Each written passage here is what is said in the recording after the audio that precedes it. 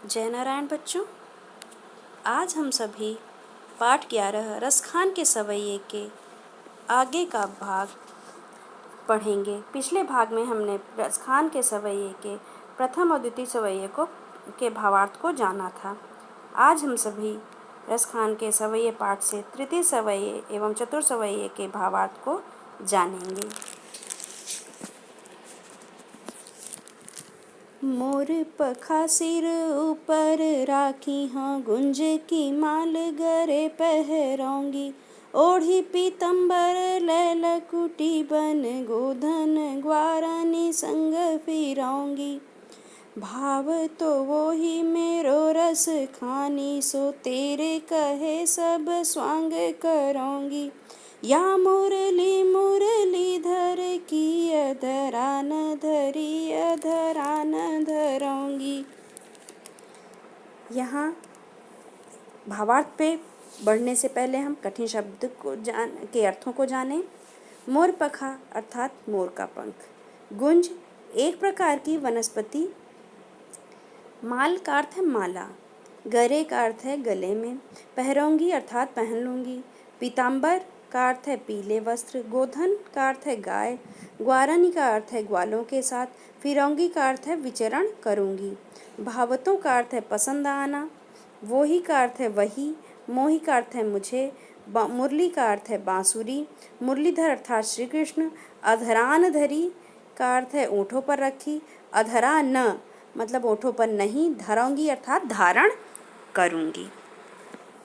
प्रस्तुत पंक्तियों में रसखान जी ने श्री कृष्ण से अपार प्रेम करने वाली गोपियों के विषय में बताया है, जो एक दूसरे से बात करते हुए कह रही हैं कि वो कान्हा द्वारा पसंद की जाने वाली या उपयोग में ली जाने वाली वस्तुओं की मदद से कान्हा का रूप धारण कर सकती हैं। अर्थात जो श्री कृष्ण जी धारण करने में जिन वस्तुओं का उपयोग करते थे, जैसे मोर पखा और गुंज की माला इत्यादि। यहाँ गोपियाँ कह रही हैं कि वे श्री कृष्ण को पसंद आने वाली हर वस्तु को स्वीकारने को तैयार हैं। अपने सिर पर श्री कृष्ण की तरह मोर पंख से बना मुकुट पहन लेंगी। अपने गले में गुंज की माला भी पहन लेंगी, जो श्री कृष्ण पहनते थे और सुशोभित होते थे। उनके समान पीले वस्त्र पहन लेंगी और अपने हाथों में लाठी लेकर वन में ग्वालों के साथ गायें भी चरा लेंगी और सारे स्वांग रचाएंगी, जैसा श्री कृष्ण का रूप धारण करने के लिए उन्हें करना पड़ेगा। लेकिन वो श्री कृष्ण की मुरली, जो श्री कृष्ण हमेशा अपने अधरों पर धारण किए हुए रहते हैं, उसे वह अपने ओठों पर नहीं लगाएंगी। अर्थात वे श्री कृष्ण की मुरली से ईर्ष्या भाव रखती हैं।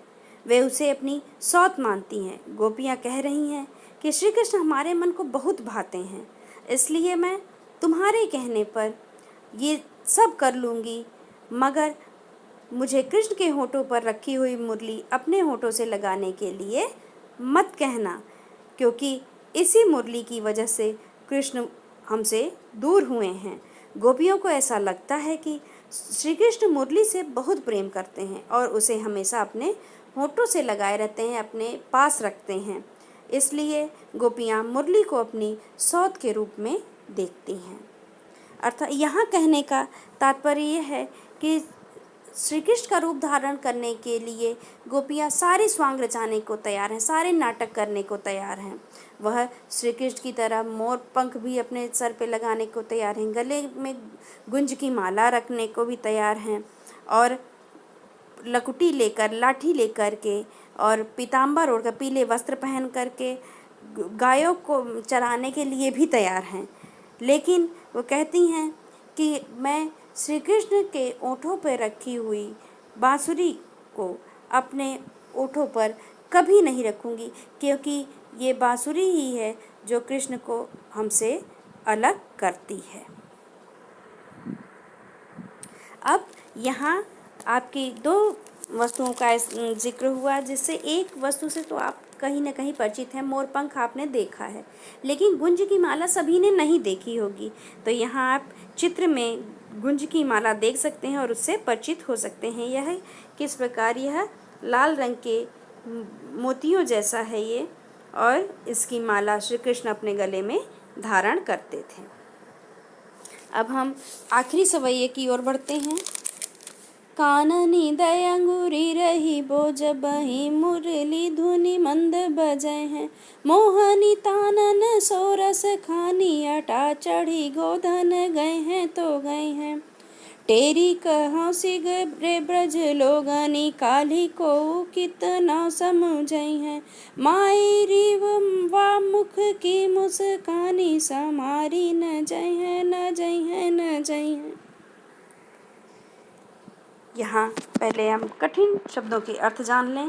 काननिया अर्थात कानों में, अंगुरी अर्थ है अंगुली, रहीबो का अर्थ रहेंगी, मंद का अर्थ है हल्की हल्की, धुनि का अर्थ है तान, मोहनी का अर्थ है मोहने वाली, तानन का अर्थ है तानों से ही है, अटा का अर्थ है महल या अट्टालिका, टेरी का अर्थ है पुकार कर बुलाना या चिल्लाकर कहना, सिगरे यानी सभी, ब्रज लोगनी ब्रज के लोगों से, समुझई हैं मतलब समझाएं, को मतलब कितना, को मतलब कोई भी और कितना भी, माई का अर्थ है माता व माँ, वाह मतलब उस, मुख मतलब मुँह, मुस्कानी मतलब मुस्कुराहट, संहारी का अर्थ है संभाली या वश में होना, न जाए हैं मतलब नहीं जाएं।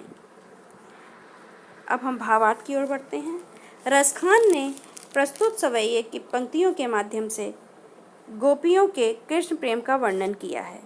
वो चाह कर भी कृष्ण को अपने मन मस्तिष्क से नहीं निकाल पा रही हैं, इसलिए वे कह रही हैं कि जब कृष्ण अपनी मुरली बजाएंगे तो वह उससे निकलने वाली मधुर ध्वनि को नहीं सुनेंगी। इसके लिए वो सभी अपने कानों पर अपनी हाथ रख लेंगी, उंगलियों से अपने कान ढक लेंगी। उनका मानना है भले ही कृष्ण किसी महल पर चढ़कर अपनी मुरली की मधुर तान क्यों न बजाएं। गोधन का अर्थ है यहाँ एक प्रकार का गीत जो ब्रज के लोगों के द्वारा गाया जाता है। तो यहाँ गोधन शब्द गाय के लिए न प्रयोग होकर के गीत के लिए प्रयोग हुआ है कि मधुर तान क्यों न बजाएंगे श्री कृष्ण और गीत ही क्यों न गाएंगे। जब तक वो उसे नहीं सुनेंगी तब तक उन पर उन मधुर तानों का कोई असर नहीं होगा। और लेकिन अगर गलती से भी मुरली की जो मधुर ध्वनि है उनके कानों में चली गई, अर्थात गोपियों के कानों में श्री कृष्ण के मुरली की मधुर ध्वनि चली गई, तो फिर गोपियाँ कहती हैं कि हम अपने को वश में नहीं रख पाएंगी। फिर चाहे हमें कोई कितना भी समझाए हम कुछ भी समझ नहीं पाएंगे। गोपियों के अनुसार श्री कृष्ण की मुस्कान इतनी प्यारी लगती है कि उसे देखकर कोई भी उनके वश में आए बिना नहीं रह सकता या कोई भी अपने को वश में नहीं रख सकता। इसी कारणवश गोपियाँ कह रही हैं कि श्री कृष्ण का मोहक मुख देखकर उनसे खुद को बिल्कुल भी संभाला नहीं जाएगा।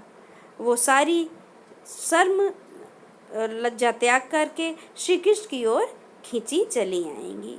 यहाँ पूरे सवैये का भावार्थ अगर हम संक्षेप में करना चाहें तो श्री कृष्ण के मुरली के मधुर तान से बचने के लिए गोपियों ने एक उपाय निकाला कि जब श्री कृष्ण अपनी मधुर तान छेड़ेंगे तो गोपियाँ अपने कानों पे हाथ रख लेंगी और तब तक वह इस वशीकरण से बची रहेंगी जब तक कि उनके कानों में श्री कृष्ण के मुरली की मधुर ध्वनि नहीं जाएगी या श्री कृष्ण के द्वारा गाया जाने वाला गीत उनके कानों में नहीं पड़ेगा।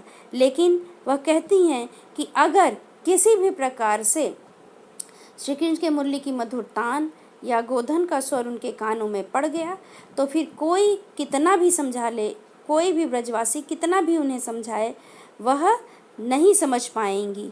और श्री कृष्ण के मुख की अगर मधुर मुस्कान वह देख लेंगी तो उन्हें अपने को वश में रखना कठिन हो जाएगा और वह श्री कृष्ण की ओर खींची चली जाएंगी।